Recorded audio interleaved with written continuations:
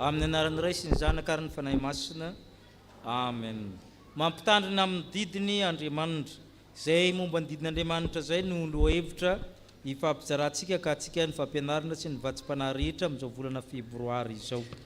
Ny fahasoavan'ny Tompo aneo amintsika rehetra dia ho raintsika ny rafaneva sambatra.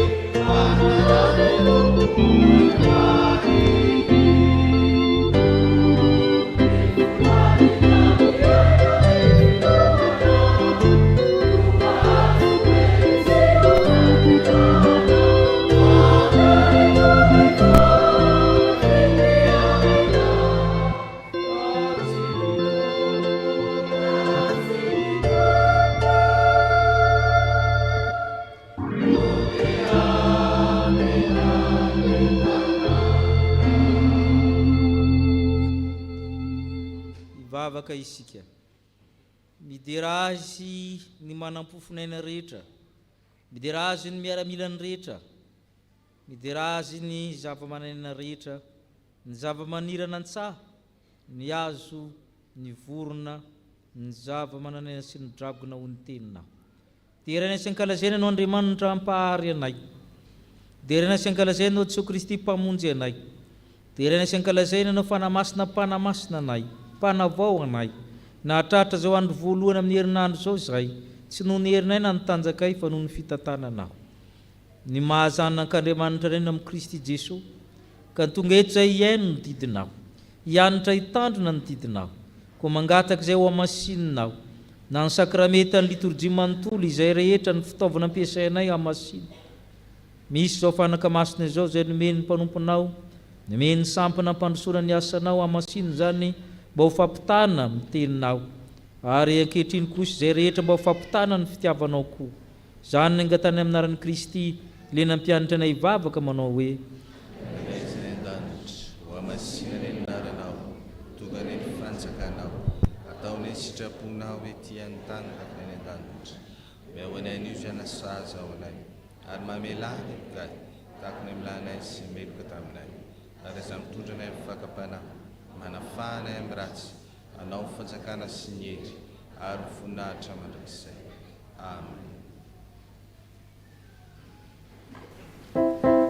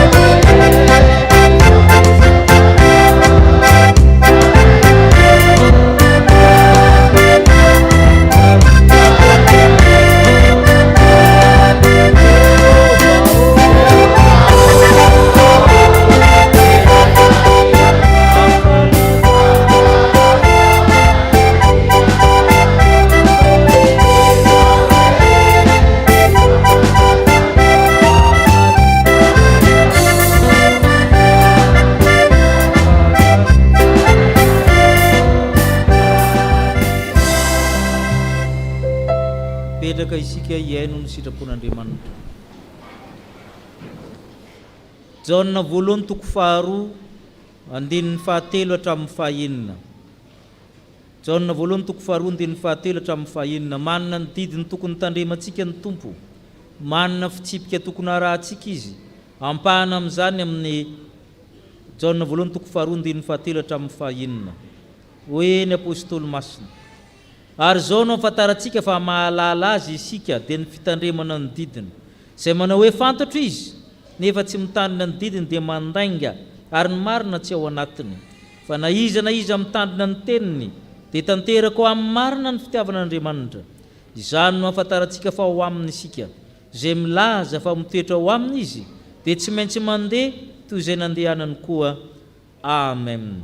Sambatra ny mahitsy lalana izay mandeha araka sambatra amin'ny tany ny teny vavolombelony ka mitady azy amin'ny fony rehetra. Tsy nahatanteraka zany sitrapon'ny Tompo zany isika, tsy nahavita amin'ny didiny isika andeha isika hifona anetry tena anaraka izao vavaka izao. Tompo Andriamanitra io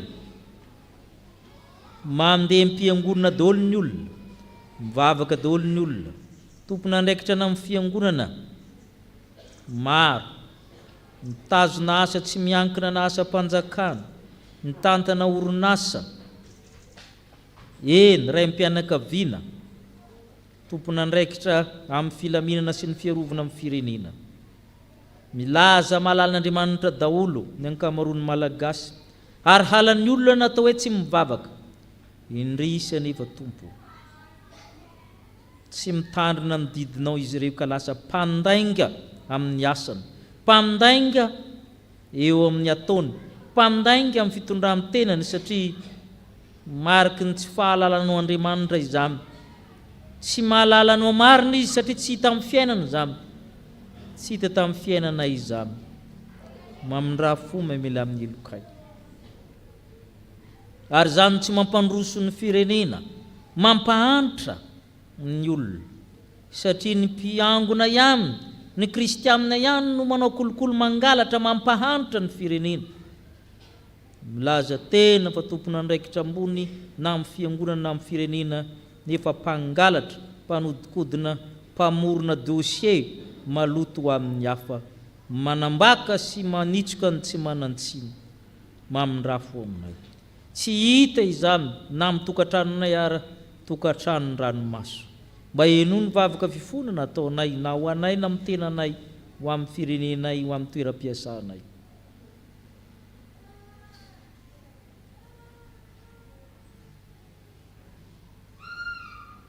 Taminao dia taminao ny nanontanay, ary zay ratsy teo masonao nefa nataonay. Mamindrafo aminay ry Andriamanitra nahary anay, mamindrafo aminay ry Jesosy Kristy le nisolo elokanay, mamindrafo aminay ry fanamasina le mpanavao anay. Amen.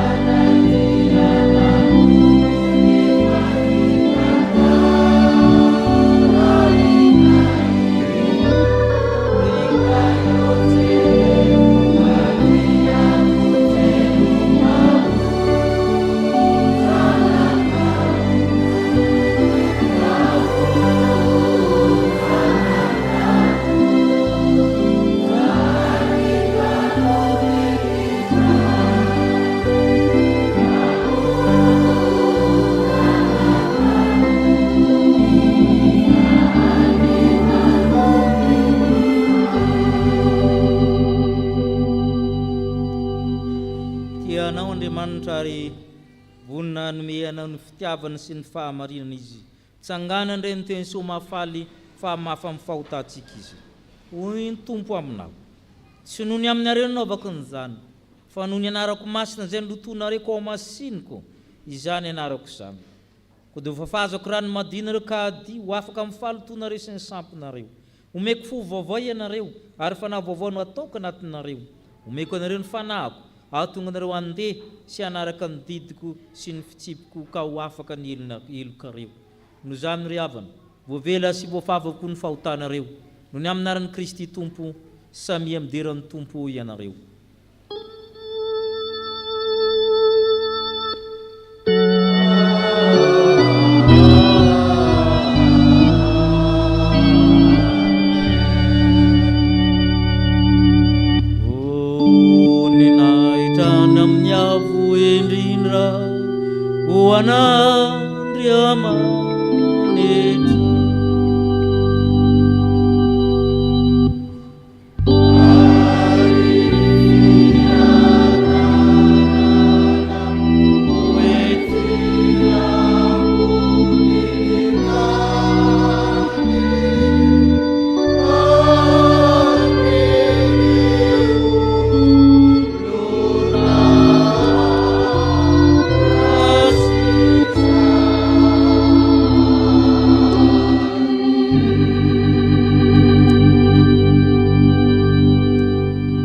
Andriamanitra fifaliana isika noho izany famelan-keloka ny raisitsika zany iomina amin'ny liturgia ny tenin'Andriamanitra koa amin'ny antema fahaenina ambin'ny folo dia rahantsika ny Tompo.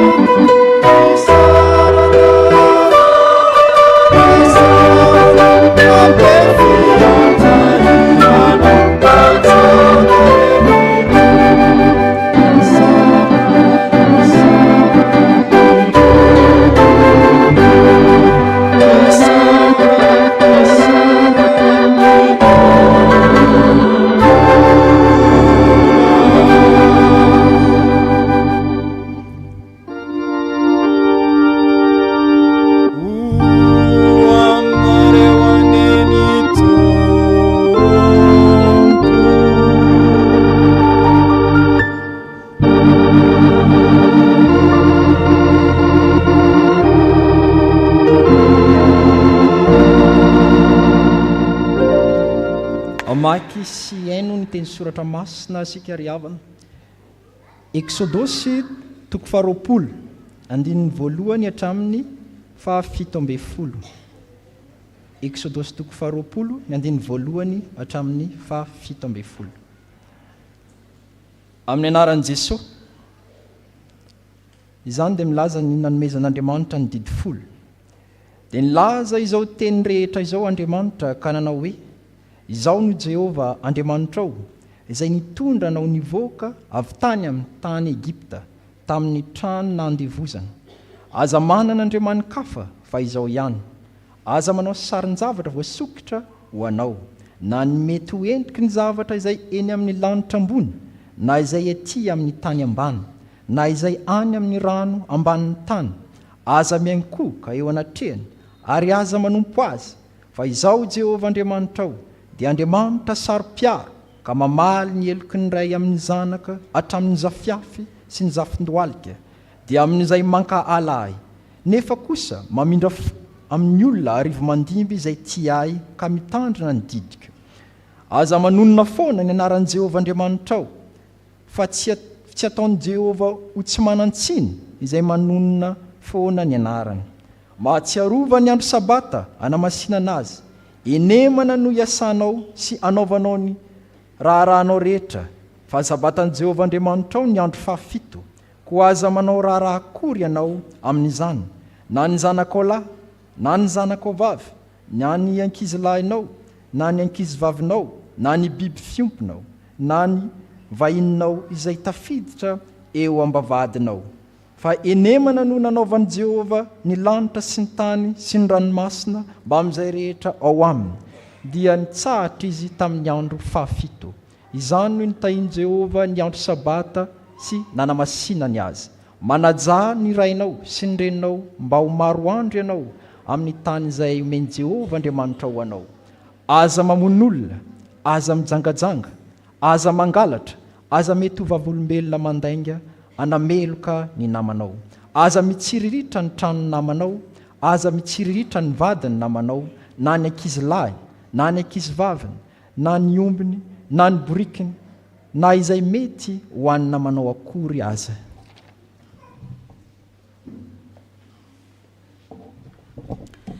Mbola ho toizantsika ny famakinany ten'Andriamanitra, zany dia ho hita ao amin'ny epistily voalohany nosoratan'ny Jaona voalohany 2 ny andininy 7 hatramin'ny 11.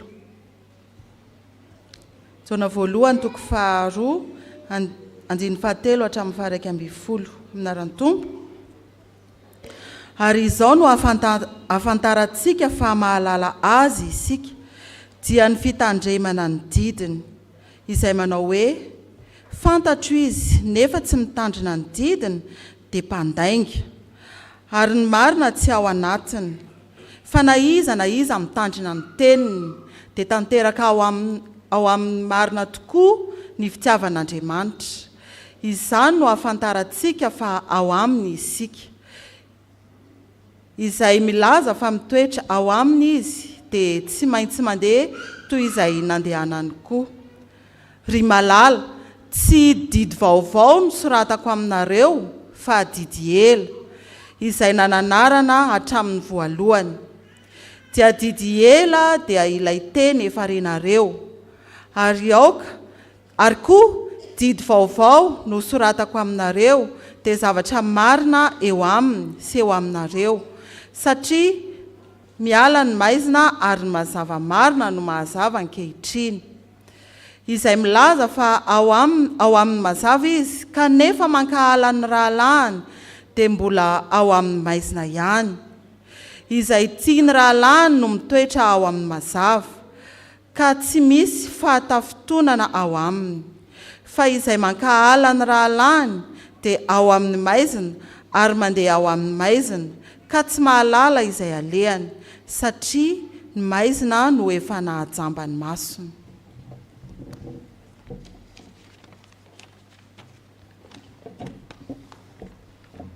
Hofaranantsika ny vaky teny ao amin'ny araka ny filazany tsara Matio 7:20 andiny fa 4 ka hatramin'ny fa 7.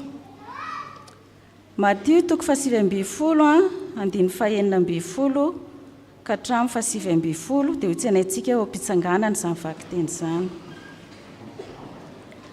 Amin'ny anaran'i Jesosy, fa indro nisy anankiray nanatona azy ka nanao hoe: mpampianatra ô, inona no tsara ataoko ahazoko fiainana mandrakizay? Fa hoy Jesosy taminy: nahoana no anontaniany any amin'izay tsara? Iray ny tsara, fa raha te hiditra any amin'ny fiainany ianao, tandremo ny didy. Hoy raha lehilahy taminy: inona avy moa? Dia hoy Jesosy: ny hoe aza mamono olona, aza mijangajanga, aza mangalatra, aza mety ho vavolombelona mandainga, manajany rainao sy ny reninao, ary tiava ny namanao tahaka ny tenanao. Amen.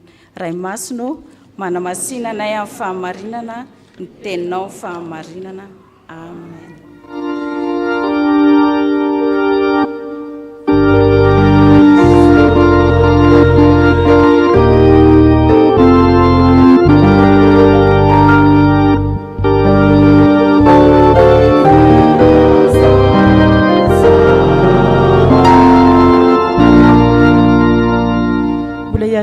Sika misotranao sy mideranao lalandava izay ry Andriamanitra avo indrindra ho no ny tantananao anay tafavory ato amin'ny tempolinao masina avy ny ay no ny teninao mangataka aminao ary izay fanahy masinao tsolova ny fanahinay hahafahanay mandrayindray ny afatra avy amin'ny mpanomponao mba ho tanolonaka izahay aniriny teninao ka anao ny sitraponao irery ihany amin'ny fiainanay amin'ny andavanandronay. Dia misaotra Jesosy Kristy zokinay eo. Amen.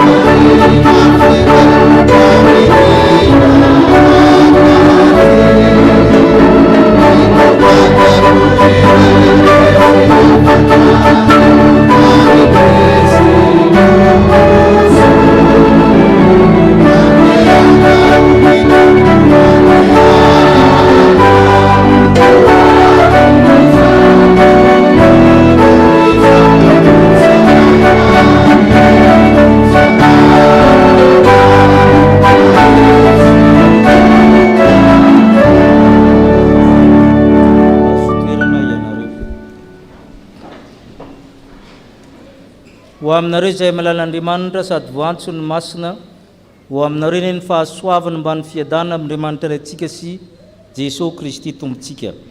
Eksodosy toko 20. Raha miresakitsika ny faharina dia tsy misaraka amin'ny lalàna.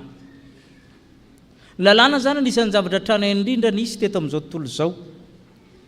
Ary na dia amin'ny finoana Hebreo ary ny Judaisme zany a, ny lalàna dia efa tao tamin'ny talohan'ny fahariana zao tontolo izao.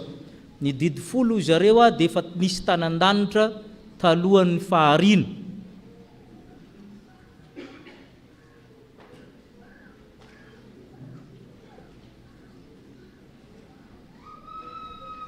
Misy diakona miasa angao ao apetrao amin'ny toerany ny zaza. Ny mampitandrina amin'ny didiny Andriamanitra. Nahoana moa nasaina mitandrina ny didin'Andriamanitra isika? Mila mahavaly an'izay aloha tsika vao afaka manatanteraka ny didin'Andriamanitra. Ny lalàna dia misy foana, satria raha nahary zao tontolo zao Andriamanitra dia nataony nisy hariva nisy maraina. Efa lalàna zany, misy ny hariva nisy maraina, misy ny alina misy ny antoandro, misy ny maizina misy ny mazava.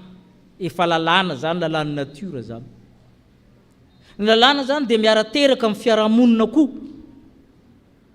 raha miteny Andriamanitra tamin'ny Adama sy Eva aza hinananao io aza fonisà io lalàna zay raha miteny Andriamanitra hoe miala amin'ny taninao sy mihavanao tamin'ny Abrahama lalàna sy didy zay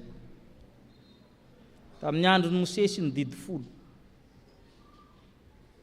tenenin'ny mpaminany ampianariny olon-kendry nentiny Jesosy ny didy mpitiavana na ampianariny apôstôly ny didiny Kristy ary ny firena rehetra manodidina dia nisy ny lalàna malaza amin'izany lahatra tamin'ny fotoanany taloha kely ny voa amin'ny didy 10 na amin'ny décalogue nisy natao hoe 𝗘𝗣𝗜𝗙𝗔𝗏 izay any mpanjaka babiloniana 70 taonjato fa 70 talohan'ny Kristy zany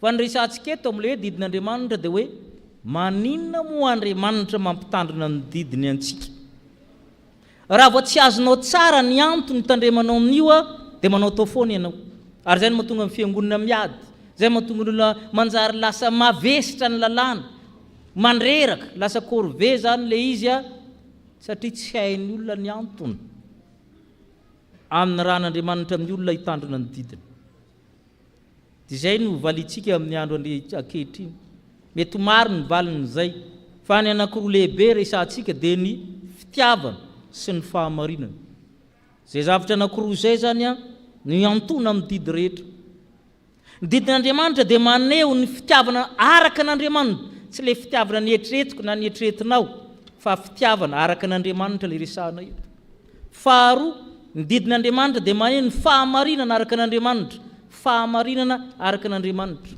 proof and justice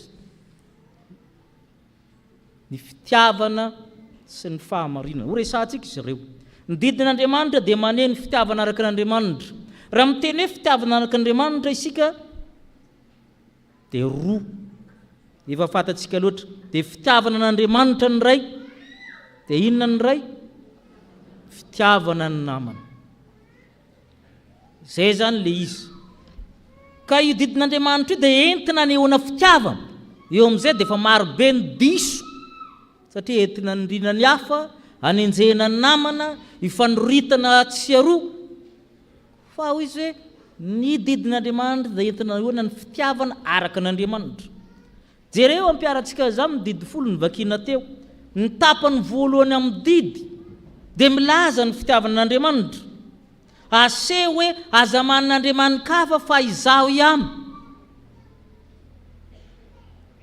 tsy azo ampilarina amin'izy raha tianao le olona ary tsy soloana zavatra hafa aza manina ny sarin'ny zavatra voasokotra fa izaho ihany satria tsy mahasolon'Andriamanitra izany dia tsika ihany ny fomba tsika ihany le amin'ny olombelona zany rehefa tsy eo zany le olontinana tahaka izany dia ny sary ny orokoroana sy manaiky an'izany Andriamanitra tsy mahasolo azy zaho ihany osy izy dia manaraka izany rehefa tia ahy ianao dia manokana andro ho anao hiarahantsika hionantsika hifampizarahantsika mahatsarovany amin'ny sabata mba manokany ray fa ianao fa manina enina be zao fitiavana n'Andriamanitra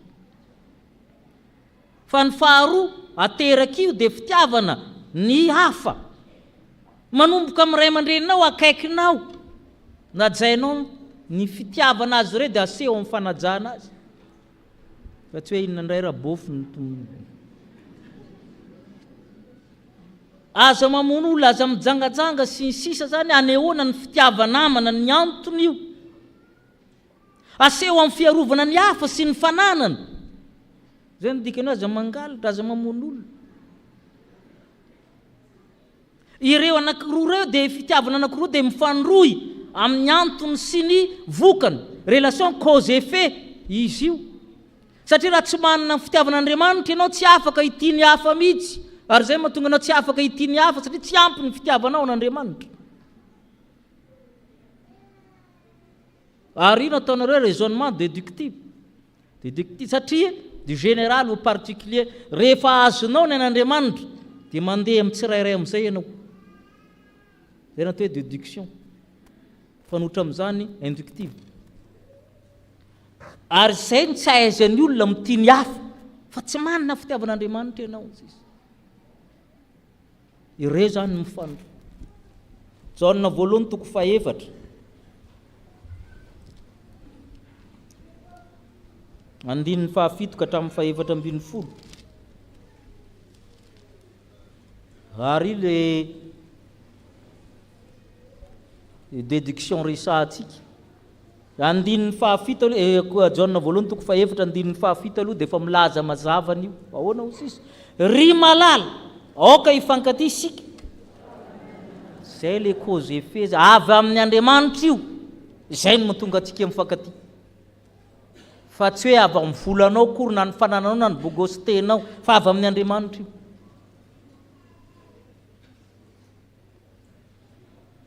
Izay tsy tia dia tsy mahalala n'Andriamanitra, fa Andriamanitra dia fitiavana. Tsy ny nitiavantsika n'Andriamanitra va mitiavana antsika. Andininy 1:10 vakitsika. Ry malala, raha izaho mitiavana Andriamanitra antsika dia ahoana mitohy? Avy amin'ny alalany nitiavana Andriamanitra antsika no hitiavantsika ny hafa. Raha tsy mifankatia amin'ny Andriamanitra ianao tsy afaka hitia ny hafa mihitsy ianao. Tsy afaka ianao hitia ny hafa.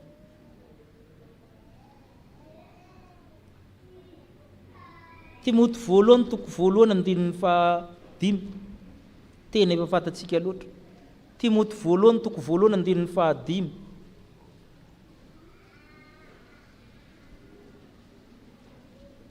Ahoana izy?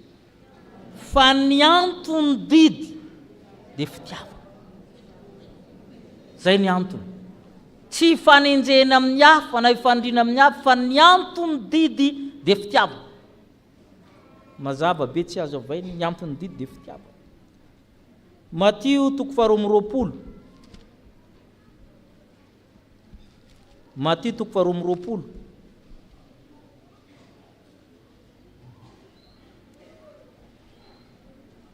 Olona pahay lalàna nanontanan'i Jesosy manomboka amin'ny 7:30. Didy manao ahoana moa ny voalohany? Ary le fanontaniana dia efa diso sady mamandrika. Ny didy teo amin'ny Israely tsisy voalohany. Raha vao mamaly Jesosy zao ny voalohany dia voatora bato izy. Fa ny didy dia mitovy daholo. Ary raha vao diso amin'ny anankiray ianao dia diso amin'izy rehetra. Ny didy zany tsisy voalohany faharoa. Rehefa mampiandraka tekomentsika miteny didy voalohany faharoa, tsy misy an'izany ny didy. Tsy misy voalohany sy faharoa. Ary zay mampitantina fandrika an'io. Didy manao ahoana moa ny voalohany amin'jareo folo, ho zareo izy tamin'ny Jesosy. Jesosy zany raha vao tsy mahay mamaly an'izay ka miteny hoe ny voalohany aza mangalatra, ary ny fanaovanao voalohany amin'ny didy anankiray no antsahanao azy rehetra. Zay. Raha manenjana loatra ianao ohatrany hoe ny andro sabata dia tsy fandevo maty amin'ny olona mivavaka sabotsy alahady. Dia aizara le azo mamono olona. Dia izay mahatonga an' Jesosy mamaly amin'ny 7:30 hatramin'ny 70 fantatsika tsara hoe ho Jesosy taminy inona ny tenemy? Tiavan'i Jehovah Andriamanitra ao amin'ny fonao rehetra, fananao rehetra, sainao rehetra. Za amin'ny didy lehibe sady voalohany zany hoe fitambaran'ny didy ny tenenin' Jesosy, fa tsy le hoe tiany mandelo, tiany mandelo. Ary ny faharoa tahaka azy ihany dia izao, inona? Dia faranina aminy hoe za mididy roa za no iantona. Zay natao hoe l'esprit de loi, tsy Montesquieu akory. Ireo zany ny antona amin'ny didy rehetra, iantona ny soratra masina, iantona ny lalàna rehetra dia ny fitiavana. Ka raha vao tsy ao aminao le fitiavana, tsy hainao natao hoe didin'Andriamanitra. Lasa zavatra hafa, lasa manahirana, mampiady, mampizarazara ny fiangonana rehetra, tsy fahalalana inona no ny antony didy. Inona moa ny didin'Andriamanitra ho izy tsika dia maneho ny fitiavana araka n'Andriamanitra. Zay mizara roa, fitiavana n'Andriamanitra sy fitiavana ny hafa. Fa ny faharoa mitovy aminy koa dia izao. Ny didin'Andriamanitra dia maneho ny fahamarinana araka n'Andriamanitra. Araka n'Andriamanitra fa tsy le anao. Ny teny hoe fahamarinana amin'ny teny malagasy dia nandikana zavatra roa. aletea dikaiosine amin'ny teny grika vérité, justice, proof, justice. Fahamarinana zany tsy hitanao raha tsy mijery teny hafa ianao. Ka ireo anankiroa reo zany ny fahamarinana araka an'Andriamanitra. Ny atao hoe fahamarinana voalohany fahamarinana momba an'Andriamanitra, iny atao hoe vérité na révélation, hoe iza moa Andriamanitra, anatin'ny didiny nafatarana hoe iza izy, ny toetrany, ny maha izy azy, ny fombany, ny asany, dia hita anatin'ny didiny. Neka jerentsika ny Exodosy 20 teo. Ny didy folo manko fatatsika fa lalam-panorena ny jiosy constitution io amin'zareo da amin'ny andron'ny Mosesy. Rehefa manao lalam-panorena dia misy natao hoe savaran'andina ny préambule. Jerena andinin'ny faharoa fa misy ny préambule anio. Andinin'ny faharoa. Ahoana Mosesy? Izaho ny Jehovah Andriamanitra ao izay nitondrana nivoaka avy tany Egypta amin'ny andro nandebozana.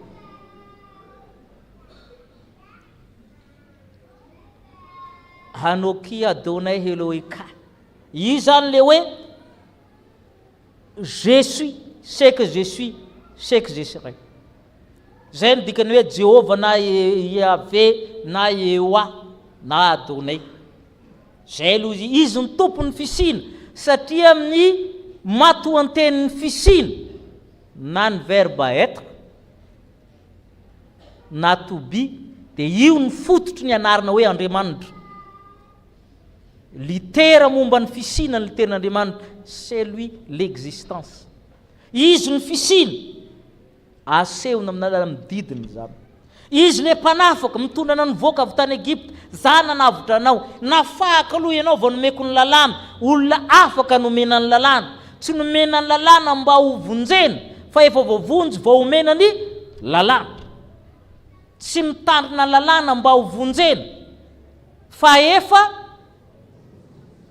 inona? Efa nivonjena na voavonjy ka mitandrina ny lalàna. Tandremo zay. Zay le hoe tsy ambany lalàna fa ambany fahasoavana. Fa be dia be ny olona miezaka hitany lalàna, tsy matandrina an'io ianao, ary tsy ho voavonjy mihitsy ianao ny dikany. Fa nahazo famonjena ny olona dia mitandrina ny lalàna. Zay maha izy azy n'Andriamanitra zay zany natao hoe fahamarina momba n'Andriamanitra. Masina ny anarana, aza manontonona foana ny anaran'i Jehovah Andriamanitra ao. Zay no maha izy azy anatin'ny lalàna. Tsy azo soloina izy. Iny atao hoe altérité de Dieu, ali amin'ny teny latina dia hafa, Dieu est un autre. Beover one. Zay le Andriamanitra. Tsy mety hitovy aminao mihitsy izy na oviana na oviana. Zay ny dikany. Zay no maha izy azy, hita anatin'ny lalànany zany. Zay le hoe fahamarinana momba n'Andriamanitra, révélation na vérité momba n'Andriamanitra, izy tsara izy. Pahary izy sy ny sisa. Izy dia Andriamanitra masika nefa mamindra fo. Ahoana ozy izy amin'ny andininy fahadiny sy ny fahaenina? Fa iza Jehovah Andriamanitra ao dia Andriamanitra saro-piaro, mamaly ny amin'ny zava. Raha manondrina ianao mihinana mba amin'ny zafi-kelinao, zay ny tsy hanondranana. Voaka zava-tsara, tsy hainao ihany mihinana fa ny zafi-kelinao mbola mihinana. Raha tia ianao izy kosa fa madika amin'izay, dia maninona kosa nandamina? Nefa kosa mamindra fo amin'ny olona arivo mandimo zay tia. Zany toetrany, zany maha izy azy zany. Zay ny maha-Andriamanitra azy, sady masika ny manampy tamy.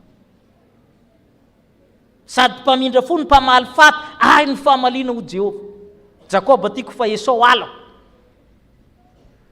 Non négociable. Ny fahotana amin'Andriamanitra. Oka zava ny risaka. Izay maha izy azy zay no asehony amin'ny didiny. Fahamarinana momba n'Andriamanitra zay. Roko manko izy io. Fa ny fahamarinana anankiray dia fahamarinana mahalona ny hafa. Le fahamarinana momba n'Andriamanitra atao hoe révélation na vérité. Fa ny fahamarinana mahalona ny hafa atao hoe justice. Ina ny ataoko mahalona ny hafa manolona raha mahazo ny fahamarinana avy amin'Andriamanitra aho. Ny justice zany ny fahamarinana mahalona ny hafa le resahany hoe atombohy amin'ny ray aman-dreninao. Tu ne commets pas de l'adultère. tsy hamon'olona ianao zay ny tena tokony ho izy fa tsy le azy tsy hamon'olona ianao a tsy hijangajanga ianao a tsy hangalatra ianao tsy hanao vaveolombelona mandainga hoe inona ny fahamarinana ataoko manoloana ny hafa ary reo koa mifandroy amin'ny fifandraisana antony sy vokany ko zay feko raha tsy manana fahamarinana momba n'Andriamanitra ianao tsy afaka anao fahamarinana manoloana ny hafa ary zay ny tsy aizantsika manao fahamarinana tsy ampy ny fahamarinana momba n'Andriamanitra ao amintsika milaza tena malan'Andriamanitra daholo fa satria tsy maintsy hita amin'ny ataonao amin'ny hafa fa mahalalan'Andriamanitra ianao ka mahalalan'Andriamanitra ve le malagasy bezesta trano ambanivohitra ka trano renivohitra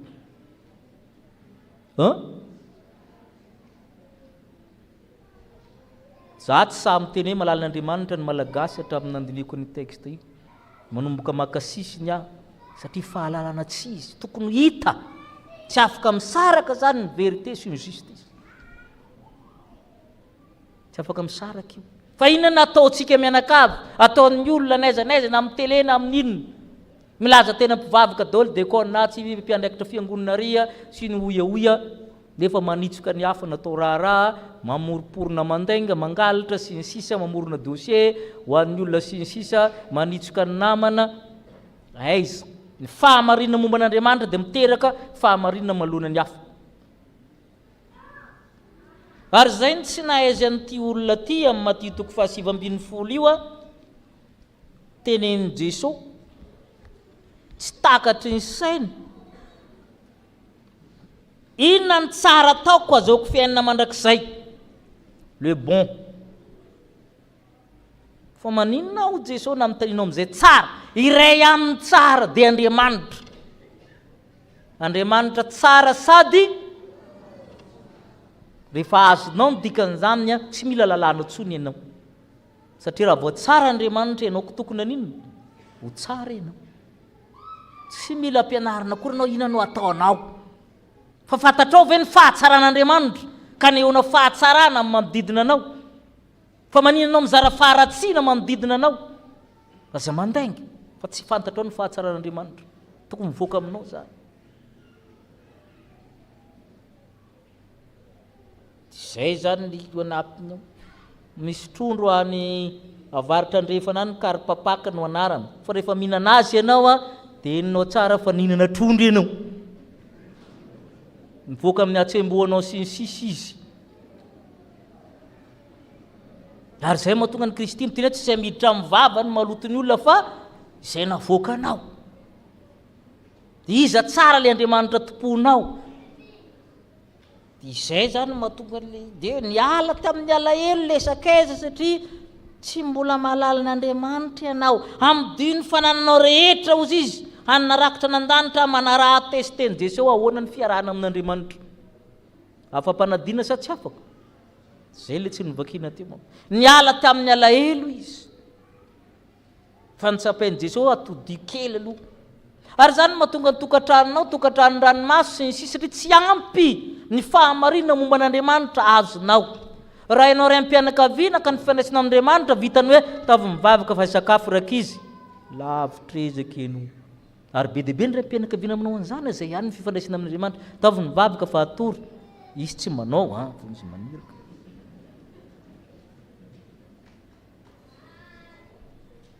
rehefa tsy ampy io dia zay no ataony ary zay mahatonga ny jaona voalohany toko 2 novakiana teo jaona voalohany toko 2 andininy 7 sy ny hatramin'ny 1:20 ihany novakintsika andininy 7 ka hatramin'ny 1:20 ahoana ozy izy fa izay milaza ao amin'ny mazava Andriamanitra le mazava io nefa mankahala ny rahalany dia mbola aiza izy nefa ny olona rehetra misefa mazava daholo zay tiany rahalany no mitoetra ka tsy misy skandale ao aminy zay le izy fa izay mankala ny rahalany mbola maizina mandeha maizina tsy mahalala zay alehany satria ny maizina efa najambany masony le maizina Romanina toko 7:20 7:20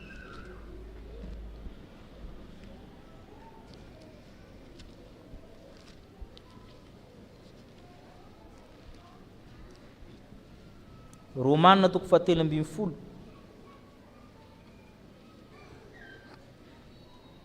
andininy 7 Romanina toko 7:20 manomboka amin'dininy 9 ka hatramin'ny 10. Ny andininy 9 aloha vakitsika aza vela izy tsy volo na amin'izy na amin'izy hafa tsy fankatiavanareo ihany fa zay tidy namana dia natateraka lalàna. Ny le fehezanteny voalohany azavaintsika hoe amin'ny endrika miibana negativa le izy. Ny zavatra rehetra dia mety ho voalohanao avokoa zany dikany, na trosan'inona na trosambola ny arena ninninna, fa ny anankiray alonao amandra maty dia nitrosa mpitiavana. Aza malaky afa-po amin'ny fitiavana ny dikan'izay.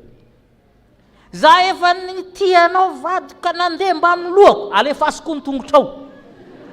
Aza malaky afa-po amin'ny fitiavana ny dikany hoe aza vela izy tsy voaloha na amin'izy na amin'izy afa-tsy ny fifankatiavanareo. Aza malaky afa-po ka milaza hoe na vita be ianao, na tamin'ny toeram-piasanao, na tamin'ny asanao, na tamin'ny tokantranonao, na amin'ny fiangonanao. Zay ny kaza vela io ihany ny zavatra tsy voalohanao. Aloha foana io. Aloha foana io. Toy izy antsika amin'izay ny andininy 7 sy ny 10.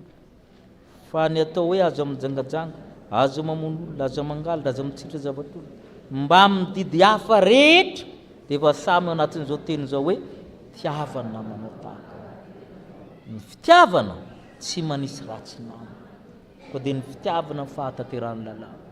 Ireo zavatra anankiroa ireo samy anatiny fitiavana sy fahamarinana. Zay ny antono mahatonga antsika ampitandremana ny didiny. Karaha zay le izy tsara ny didy sa ratsy? Tsara ny didy ho Paoly apôstôly. Raha fantatrao ny antono fitiavana, fitiavan'Andriamanitra, fitiavana ny hafa. Raha fantatrao ny antono fahamarinana, fahamarinana momba n'Andriamanitra, fahamarinana manoloana ny hafa. Zay zany mahatonga ny fitiavana, ny fitandremana ny didin'Andriamanitra. Fa raha vao tsy azo zay dia mifararitika ny fiarahamonina, tsy mifandevy maty ny mpiara-mivavaka, nanjary ny anaram-piangonana ny mandeha aloha, ny mahazao ihany ny ego ny mandeha aloha sy ny sisa satria tsy fantatra ny anton'ny fitiavana.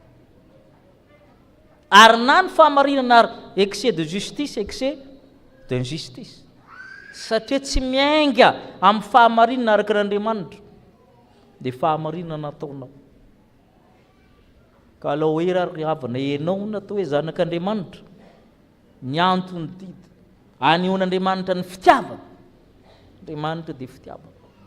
Ho an'Andriamanitra aloha ampitombo ny fifankatiavanao amin'ny Andriamanitra. Fa na hivadinao raha tsy hainao mity an'io raha tsy mitombo ny fitiavanao n'Andriamanitra, zay ihany nampitona an'io. Fa tsy hoe vidianao kiraro isaky ny mihetsika io, rehefa kelikely anao dia miteny ary aiza indray ilay kiraro. Fa ampitombo ny fitiavanao n'Andriamanitra dia mitombo avy ny fitiavananao sy ny fitiavanao azy. Tahaka izany koa ny zanakao. Tahaka izany koa ny fahamarinana. Raha tenao fahamarinana ny hafa ianao, fantara aloha iza tsara io Andriamanitra vavahanao, fa amin'ny alalan'ny fahafantaranao an'io ahaizanao manao amin'ny hafa. Ny didin'Andriamanitra, entin'Andriamanitra aneo ny fitiava sy ny fahamarinana. Amen.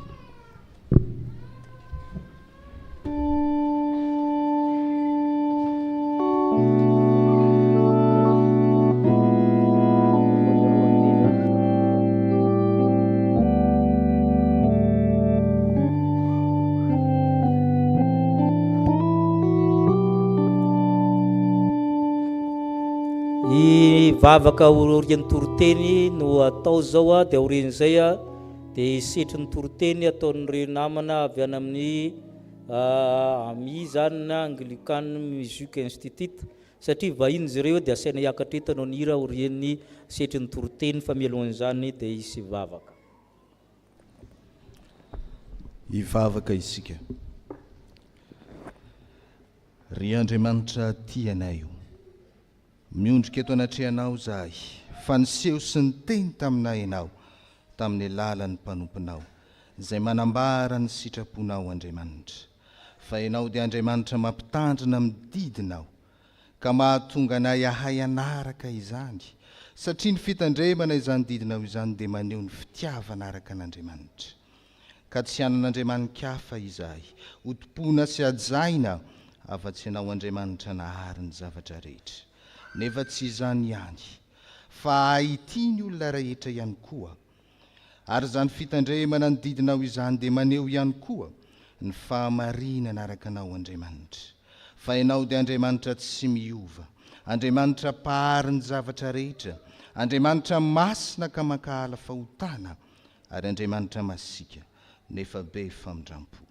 Ary izany no mitarika ny olona tokony hiaina amin'ny fahamarinana tao amin'ny hafa. Andriamanitra, raiso ny fahavononanay ianoanao ka mamindrafo aminay, fa amin'izao sisa izao dia andeha amin'ny fitiavana izahay, dia ny fitiavana anao Andriamanitra sy ny fitiavana ny hafa, ary hiaina ihany koa amin'ny fahamarinana araka an'Andriamanitra sy manoloana ny hafa. Amin'ny anaran'i Jesosy no vanay izany vavaka izany. Amen.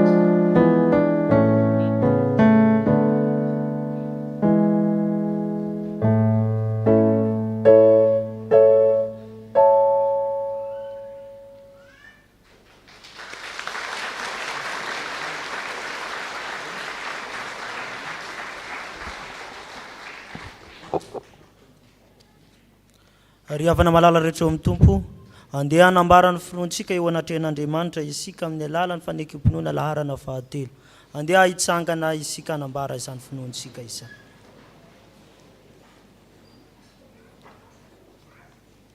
Izay manao hoe mino an'Andriamanitra ray tsy toa izay mpanao lanitra sy ny tany.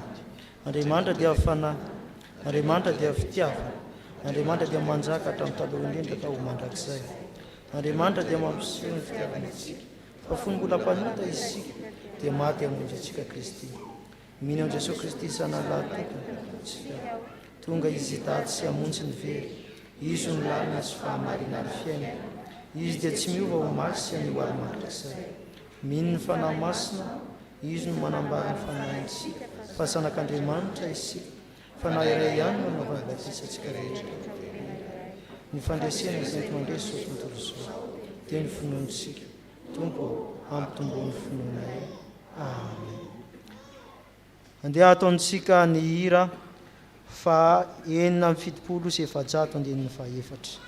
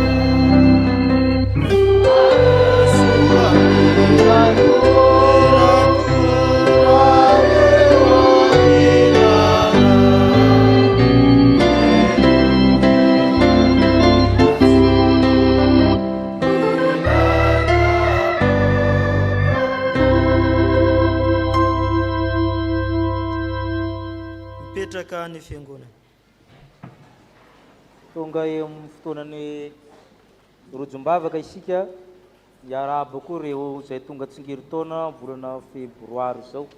Izy anteraka 7 febroary mba mitsangana aloha. Izy mitsangana aloha misy sa tsisy? Tsisy ato. Raha ely zaka atao mitsangana 29 février raha ely zaka teraka. Ato misy raha sitsika tehaka ho azy. Ato koa misy anakoroa. Eny ary ire zay tonga tsingerin-taona volana febroary hitsangana.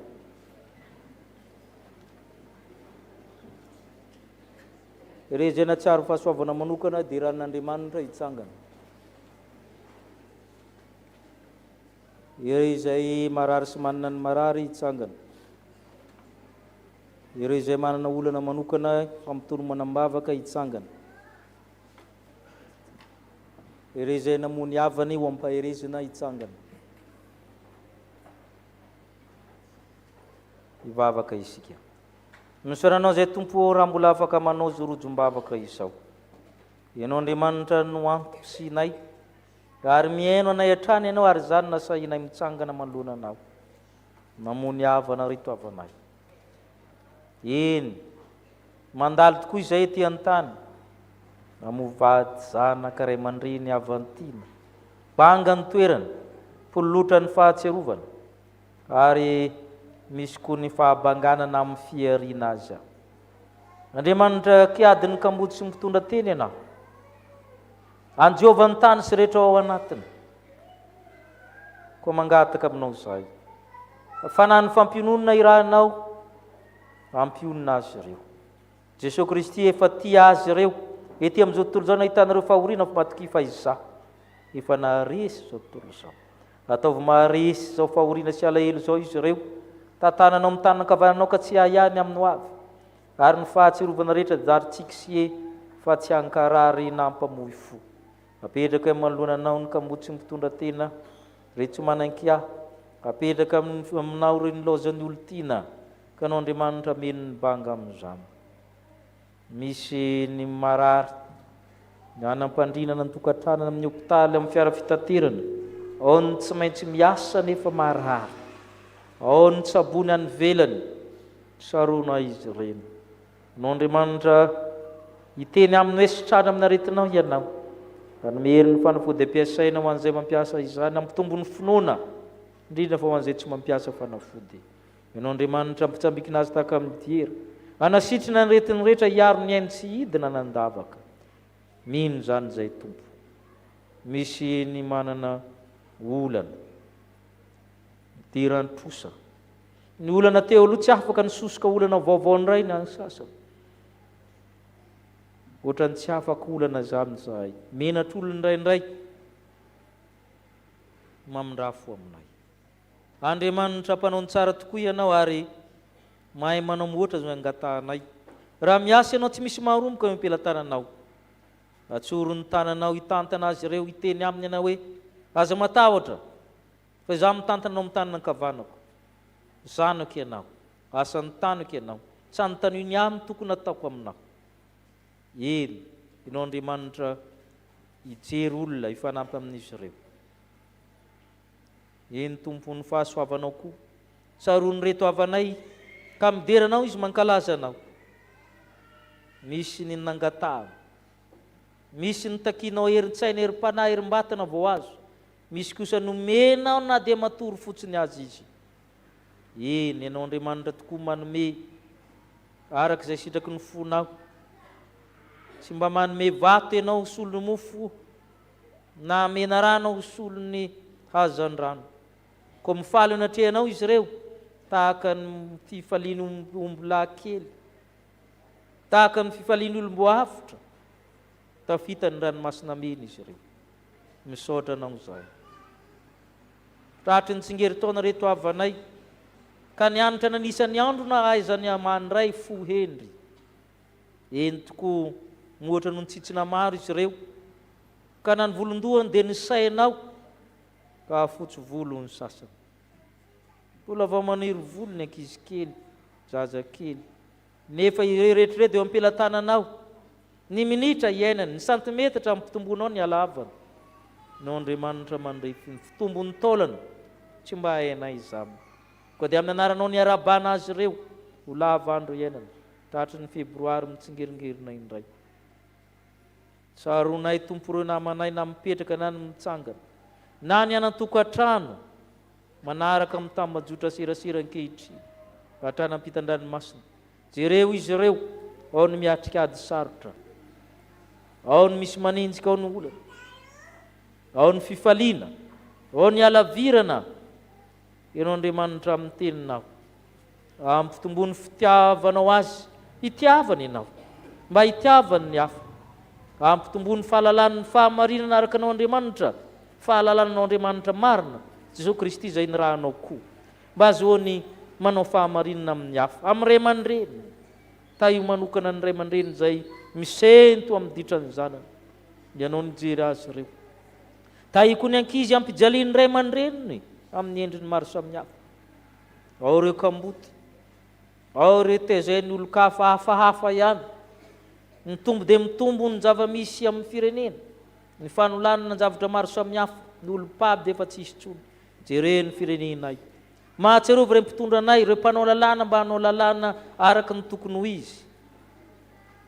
Ta io ireo fiangonana, ireo mpitondro filazantsara, ta ireo fobe fitezana ny olona rehetra na ara-panjakana, ara-piangonana tsy miankina mba hamoaka olombanona, ka nananay taranaka vanina naiza naiza misy azy ireo. Izany nangatana amin'ny anaran'i Kristy levela sy manjaka miaraka anao amin'ny fanamasina amin'ny taona rehetra mandrakizay. Amen. Tratry ny tsingerin-taona nareo dia miraro solondrina. Saotra Tompo, iroso amin'ny vaovaon'ny fiangonana isika.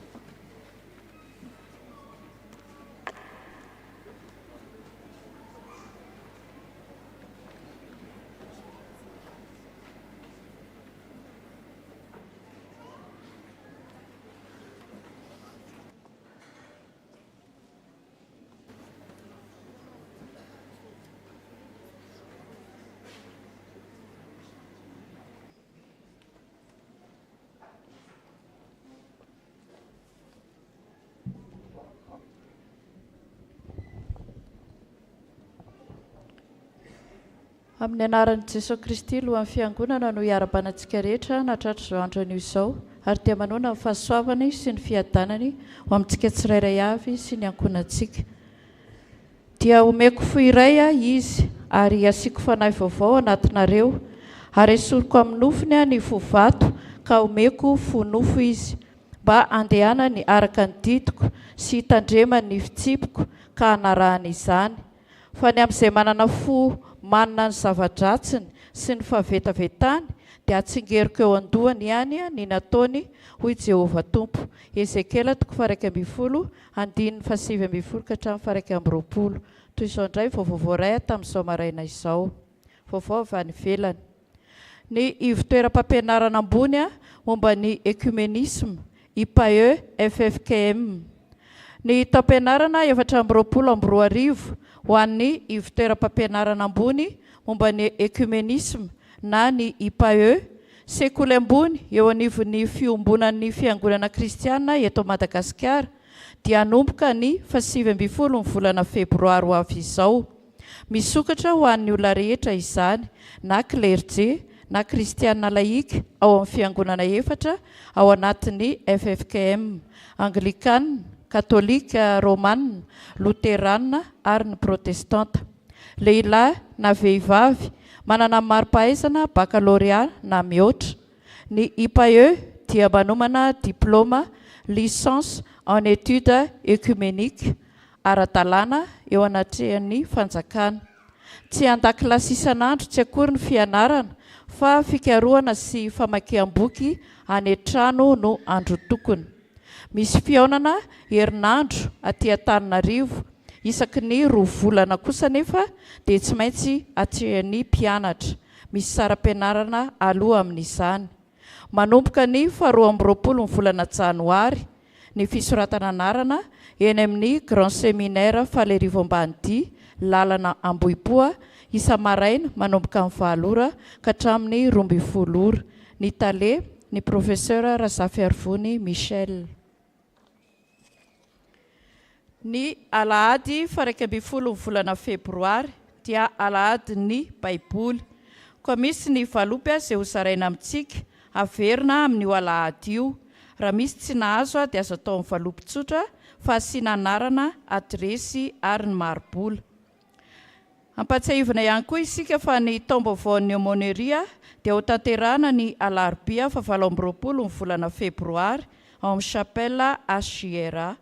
Ka isy ny sakafo iarahana amin'ny andro izay tsy faina amin'ny 7 ariary izay anasana ny sampana, ny sampanasa, ny fikambanana ary ny mpianakavin'ny finoana.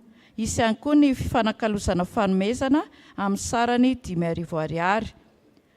Ny valopy vatsin-dalana ho an'ny mpitandrina dia arotsaka ao amin'ny fanatazana fotsifotsy eto amin'ny laona.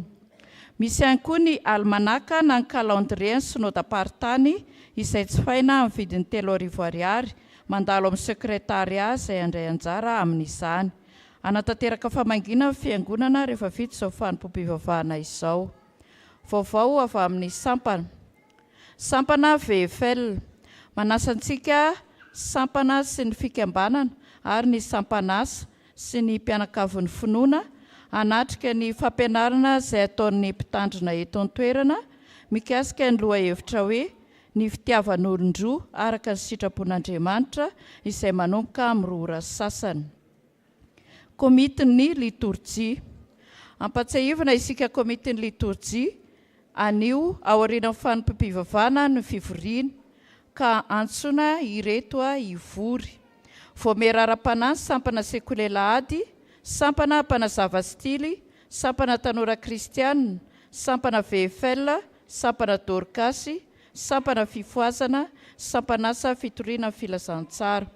Voamera ara-panahy fikambanana katekomena, solotena avy amin'ny dekona tarika 3 izay manatsofina aoka izy iaina. Sampana tanora RFF. Ny sabotsy 17 volana Febroary ho avy izao no firaisan'ny sampana rehetra eto amin'ny chapelle militaire izay atao any Rivomamo. Koa noho izany dia manentana mpikambana rehetra ao anatin'ny sampana velona mba anoratra ny anarany any amin'ny sampana misy azy tsirairay avy ho fandaminana ny amin'ny fiara iraisana. Ho antsika mpianakavy finoana manam-paniriana andeha amin'izany kosa dia misoratra anarana ao amin'ny bureau-ny sekretariat. Sampana sekoly Lahady, miverina ny ratsana tanketsa anio 3:03 ho andro izay nanao commande t-shirt ka mbola tsy naky ny anjarany dia angaviana haka izany any amin'ny tompon'andraikitra. Iangaviana ny mpampianatra rehetra mba haka ny anjara bie sosisy ao amin'ny akany ambany rehefa mirava. Amin'ny sabotsy 10 volana Febroary ho avy izao ny fifampiarabanana tratry ny taona ho an'ny mpampianatra sy ny komity koa iangaviana izay andeha mba hisoratra anarana any amin'ny Madame Noro. Amin'ny Alahady 10 volana Febroary no fiarahan'ny sekoly Lahady voalohany miaraka amin'ny mpitandrina amin'ny 2 ora sasany. Rakim-pisaorana, misaorana Jehovah ary fanaiko ary izay rehetra atao anatiko misaorana ny anarany masina. Misaorana Jehovah ary fanaiko ary aza misy adinoinareo ny fitahiany rehetra atolotra ho an'ny pasteur. Isaorana ny Andriamanitra no ny fanomezany tsy azo tononona, rakim-pisaorana atolotra ny mpitandrina rehetra sy ny fiangonana. Izay indray vaovao iray tamin'ny somaraina izao voninahitra ho azy irery ihany. Izay amonjy ny fetin'ny homoniry zany dia misoratra anarana amin'ny Madame Malala. Madame Malala zany mitarika antsika amin'ny taom-baovao ny homoniry. Manana vaovao ny sapatia dia akatra izy ireo.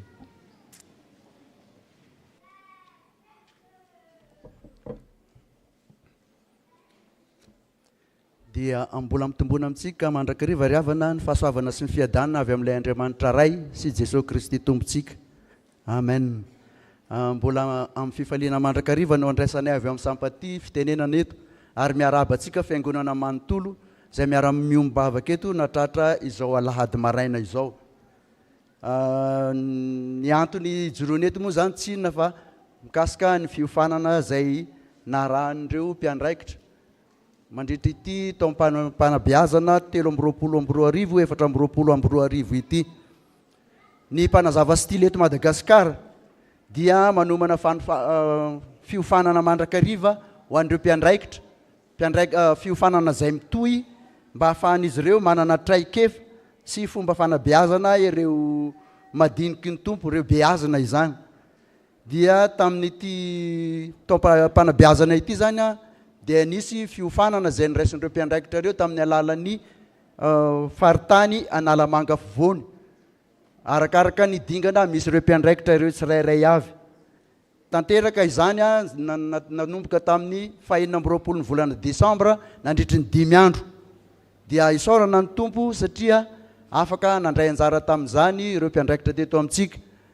Ny mpitantana moa dia tsy mametraka sakana mandrakariva amin'ny fandehanan'ireo mpiandraikitra ireo miofana na dia azo atao hoe mandany vola maromaro ihany ireo fiofanana ireo satria izany no ahafahantsika manana mpiandraikitra tsara ofana ampita ny fahalalany amin'ireo beazana.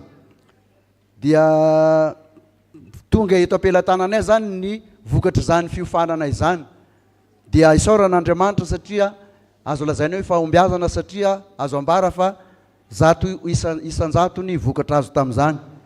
Ka toy izao zany ny vokatra izany dia izay voatona anarana zany dia antsona mba hiakatra aty anoloana. Dia asaina ny mpitandrina sy ny filohan'ny fiangonana hijoro andray tanana azy ireo. Ny vondrona mpanazava no tonontsika voalohany, ny dingana tsimoko. Mpiandraikitra Adasolo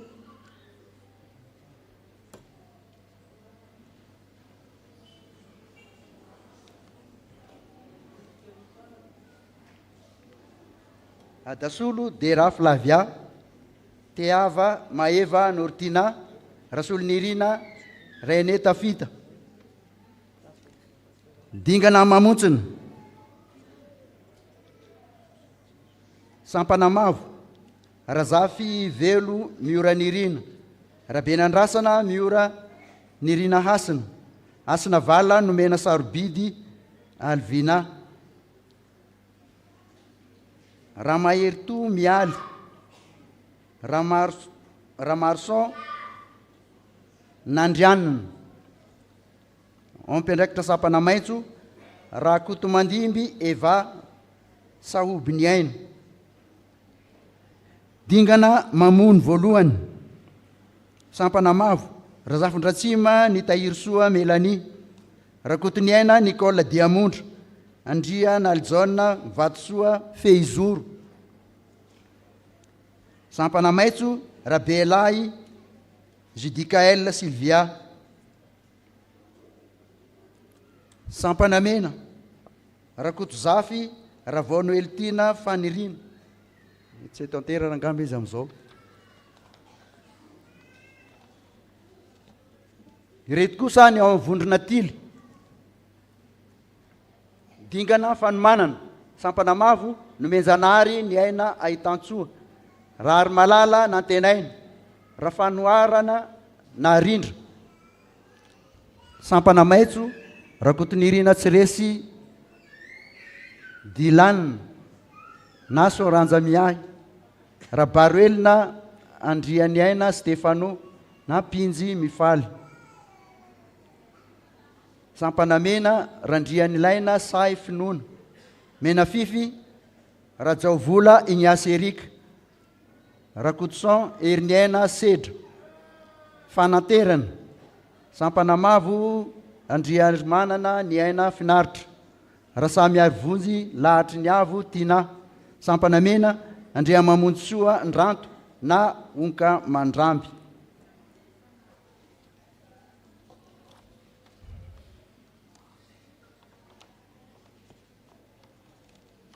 zay no dia mangataka ny mpitandrina zany tondram-bavaka an'ireo mpiandraikitra reo sy ny sampana mpanazava stily misaoranao zay tompony amin'ny vokatra azo amin'ny lasym-piofanana mpanazava stily ianao Andriamanitra anampy azy ireo ampiasa zay rehefa norantoviny mba hanasoavana ny tenany hanabiazana ny hafa hanomponin'Andriamanitra sy ny fiangonana ary ny firenena koa dia ahery izy ireo amin'ny teny sy amin'ny asa noho ny herin'ny fanahy masina amen.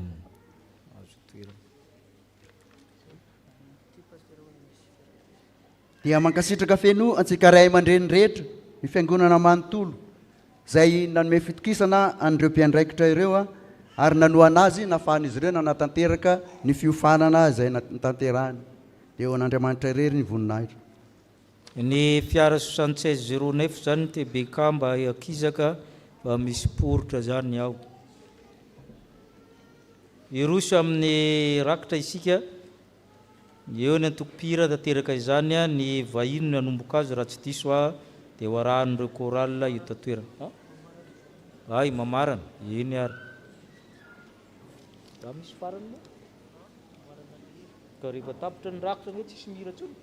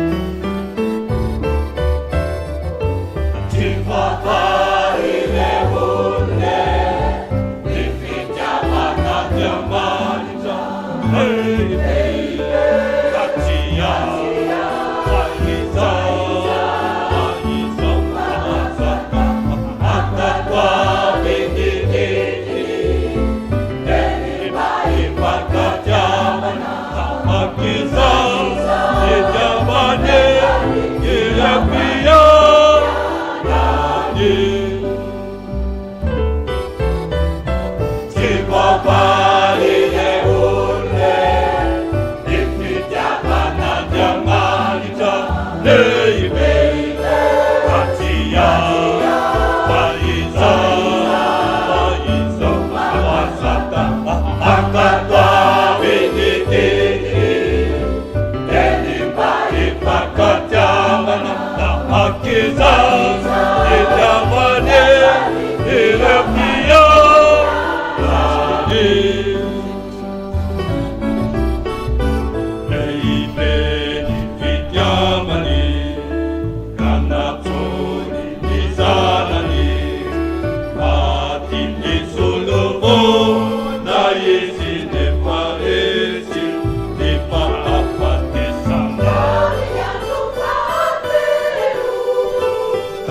pia tufa atelo tenepo vitaduko defana votana akatwa benedetene teni mai pakajabana akiza ejabane irapia ale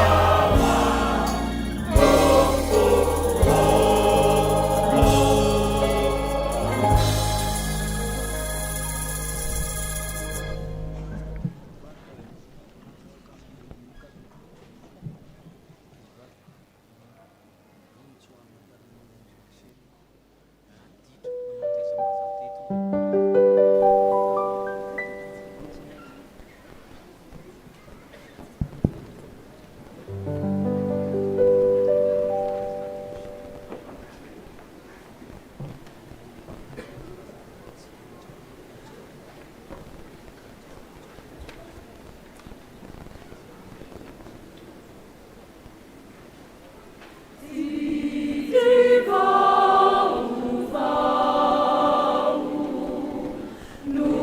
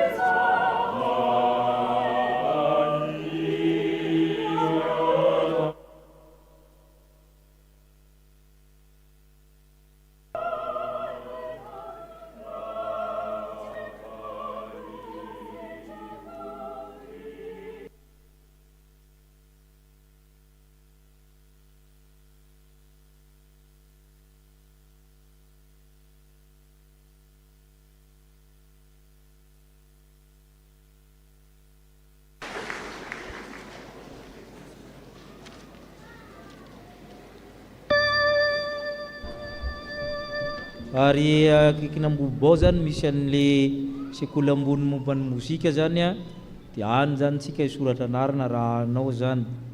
Dia misy ny fandraisana fanasan'ny tompo asaina ianareo vahiny a, io midatabatra aminay ny tompony manasa anareo aorian'ny tsodrano. Hitsangana isika hanolotra ny rakitra ho arahanira mialosy aorian'ny tsodrano.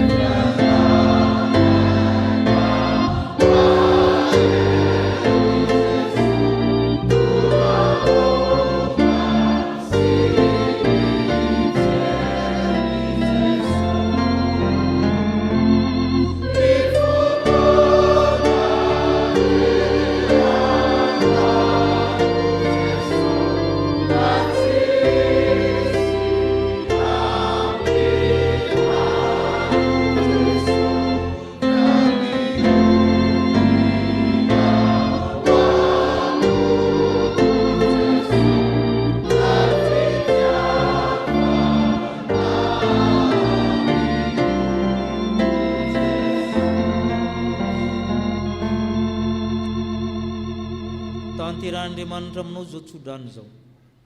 Ny fahasoavan'Andriamanitra izay moatry ny farany rehetra hiaro ny hevitrareo, hiaro ny tokantranonareo, hiaro ny tenareo tanteraka tsy hanantsina amin'ny fiavian'i Kristy tompontsika. Hotahina raha mandeha, hotahina raha mitoetra, hotahina raha miditra, hotahina raha mivoaka ny tokantranonao. Amen.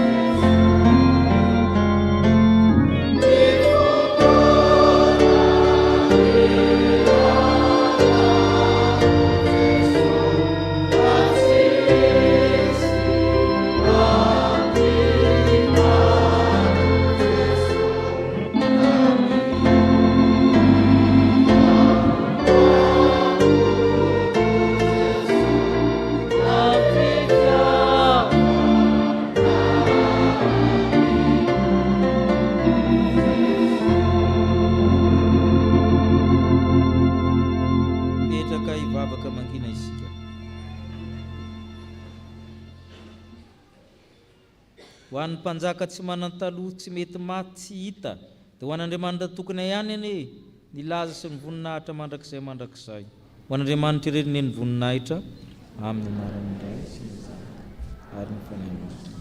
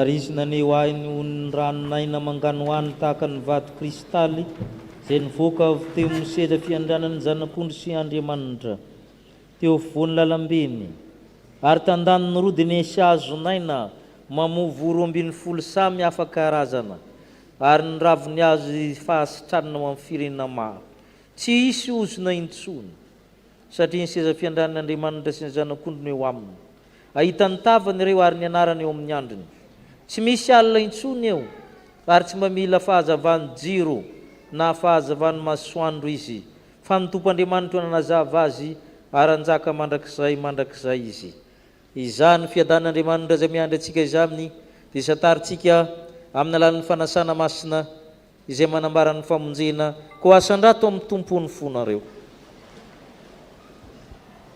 Mety tsy mahavonjy ary tokony ataonany avinana tompony misaotra anao satria fantatra efa tompony tomponjakany mpanjaka i Kristy.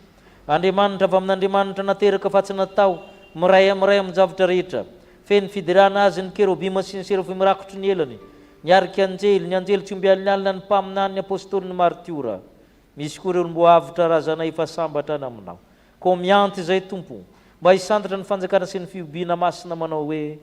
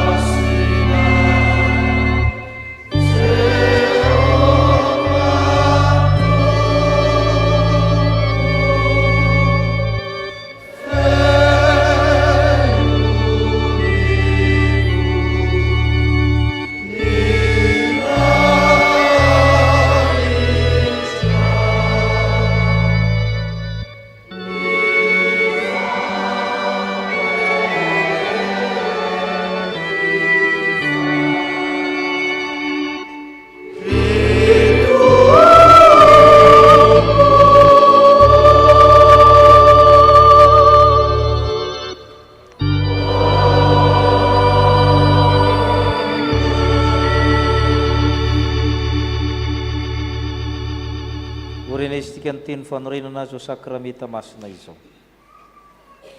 Fa Jesosy tompo tamin'ny alina izay namadiana azy dia nandray ny mofo, ary rehefa nisaotra izy dia novakiny ka hoy izy, raiso any ty tenako izay omena ho anareo izao no atao fahatsiarovana. Dia araka izany koa ny kapoaka rehefa nihinana dia hoy izy, mitroy amin'ity anareo rehetra fa ity ny rako dia ny amin'ny fanekena vaovao izay alatsaka ho an'ny rehetra ho fambelan-keloka. Izao natao fahatsiarovana naoviana no misotro ianareo. Ho anaoviana ianareo mihinana itony mofo itony sy misotro amin'ny kapoaka dia manambara le fahafatesan'ny tompo ianareo mandra-piavo. Hivavaka isika hatsiaro ny asa-pamonjeny sady hangataka ny fanahy masina. Ry tompo nandanitra indreto izay manao ny fahatsiarovana nahatongava ny zanaka olona. Ny finanambiliny Betlehema ka hatramin'ny fahasan'i Josefa avy any Arimatia manambara ny fijalian'ny fahafatesany fitsanganana amin'ny toerany maty. Eny niakatra nandanitra izy ka mipetraka ankavanany ray ary mifona ho anay. Zany mahatonga anay miandry sy mitaro ny fiverenany. Ko mahafeno ny voninahitra amin'ny fanatim-pisaoranay iray eo. Ta io tanteraka sakramenta masina hoe ny Kristy le tokana Kristy le tanteraka Kristy le naterina ndray mandeha monjona teo amin'ny azo fijaliana. Ry tompo ray nandanitra oko hiasa aminay ny fanahy masina. Le fanahy mahery, re fanahy miara-milaza amin'ny fanahinay fa zanak'Andriamanitra izay. Izany fanahy zany manahy masina mahary mamelona manahy masina, manomeny zava-tsoa rehetra. Ka mianta aminao zay ry fanahy masina. Oka hiasa aminay no ahatsiarovana tafarea marina tokoa minofo mandany Kristy rehefa miombona mofo sy ny divay izay. Ka noho izany amasino ny mofo manambara amin'ny tenan'i Kristy, amasino toraka izany ny divay manambara ny Kristy. Fa nao Andriamanitra kosa tanteraka ny teny zanako malalanao satria amin'ny alalan'ny Kristy sy miaraka amin'ny Kristy o aminao Andriamanitra ratsy tokoa mba amifiraisina amin'ny fanahy masina neny laza sy ny voninahitra rehetra mandrakizay. Amen. Ny mofo izay vakintsika dia firaisana amin'ny tenan'i Jesosy Kristy tompontsika, izay nivakina ho antsika. Satria iray ihany ny mofo, isika koa dia tena iray ihany na dia maro aza, fa isika rehetra dia samy nandray amin'izany mofo iray izany avokoa. Ny kapoky ny fisaorana izay isaorantsika dia firaisana amin'ny ranon'i Jesosy Kristy tompontsika, ny rano fanekena vaovao izay nalatsaka ho antsika. Andeha fifiboatra avokoa izao ny zavatra rehetra ho ny tompo. Amen. Mipetraka isika nao lankira voalahatra amin'ny fizarana ny mofo sy ny kapoka.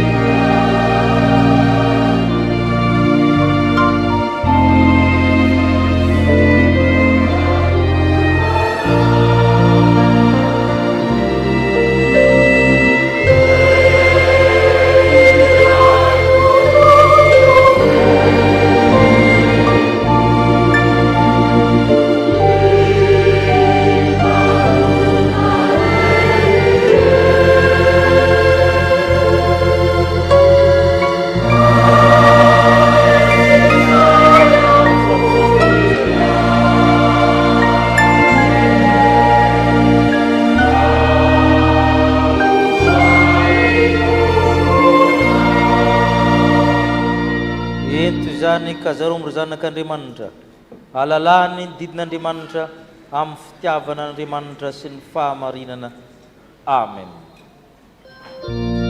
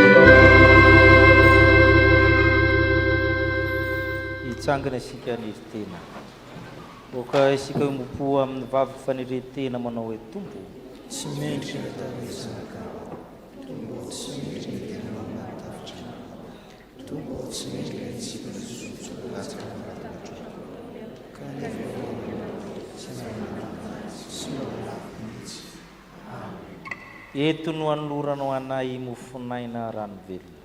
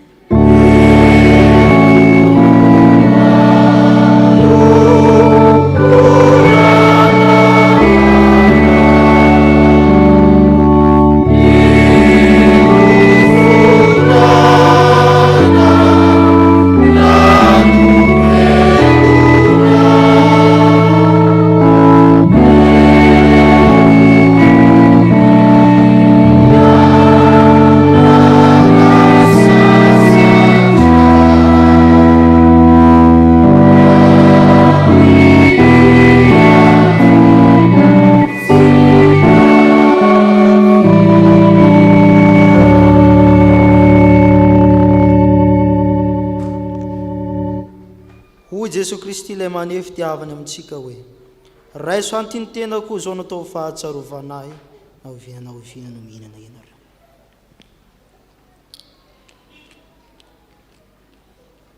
raiso ny tenako miteninao ary ny rako ho fiainana.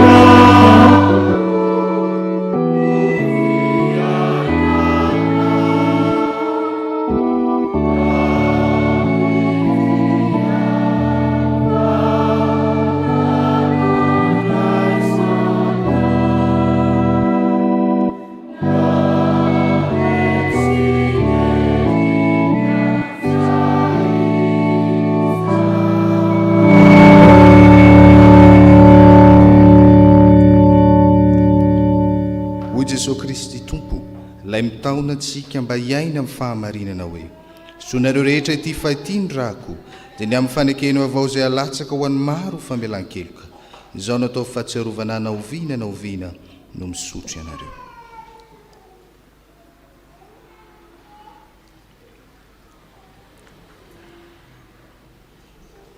misaotranao zay tompo fiainandray zay mety izao sakramenta masina izao mihino zay fa isan'izay vaovao amin'ny fanjakany lanitra ka hiara-nihinana mivokatry ny voaloboka aminao araka ny fampanantenanao maranata avia Jesosy tompo amen.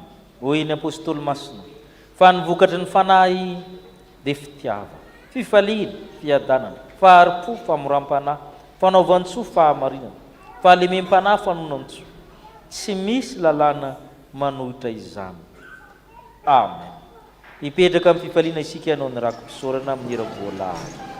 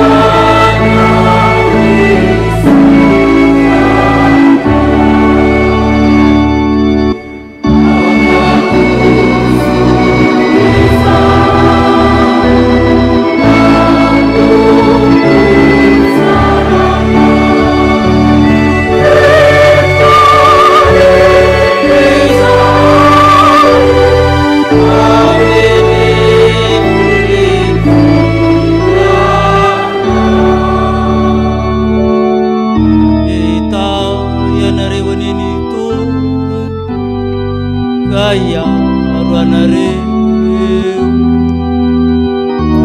mpamirapirina mitavana aminareo neny tompo ka hiantra anareo nandratra mitavana aminareo neny tompo ka anome anareo fiadanana.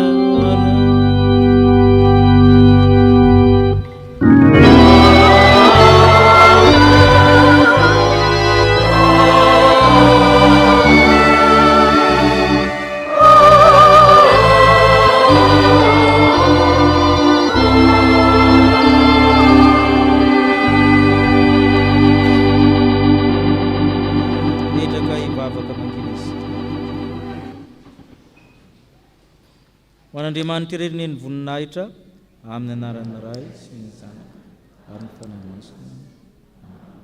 Soatra ny sekoly ambony amitsika ny aram-bavaka tagny mitsiketo sy anareo vahiny rehetra raha ry sondrina tompoko.